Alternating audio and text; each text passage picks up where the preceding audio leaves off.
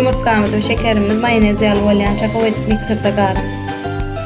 Eger bir stakan un az gelýän bolsa üstüne bir çemçe un goşup bilersiňiz.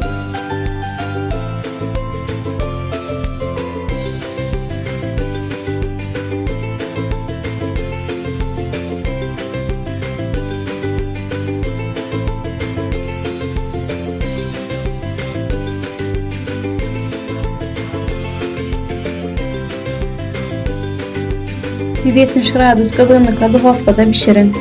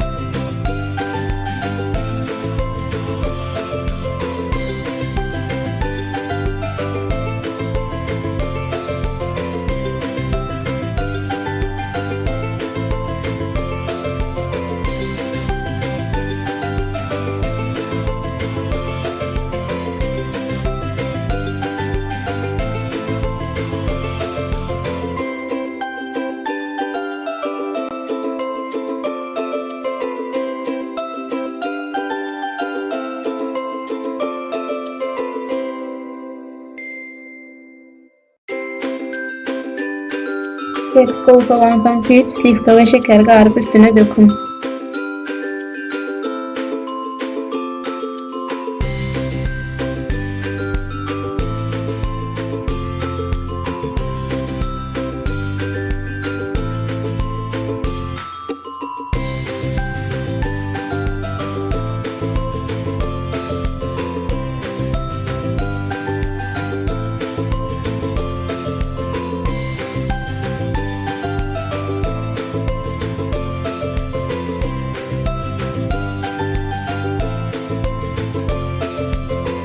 Şeker dolu ereýänçe çemçe hiç hil ulanman pişirin.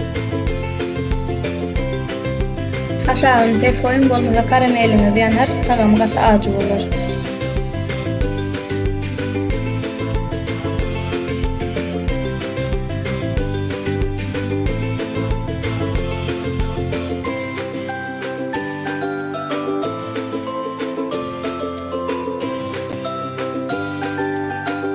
Şeker ve meskayımız gowy eren soň üstüne bir stakan slivka goýun.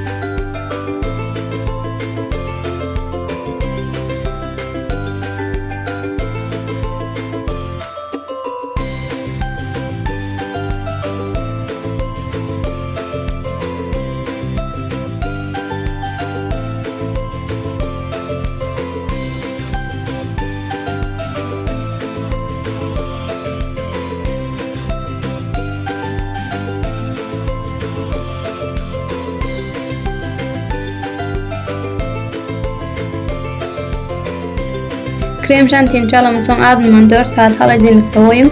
Eger bir gece öňünden taýýarlap goýsaňyz tagam hafif bolar.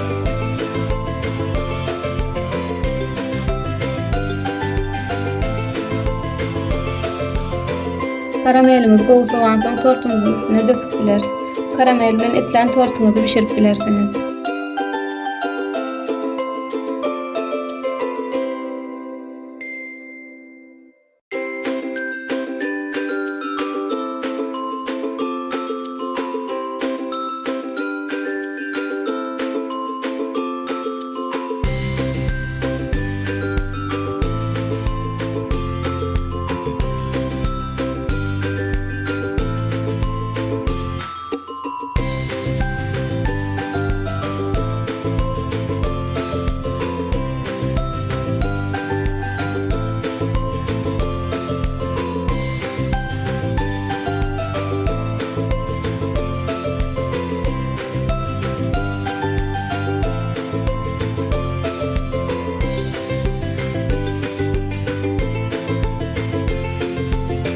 Pişirip yiyeceklere şu attan hoş olsun. Kanalıma abone olmayı yattan çıkarmam. İndiki videolarda görüşençek sağ olun.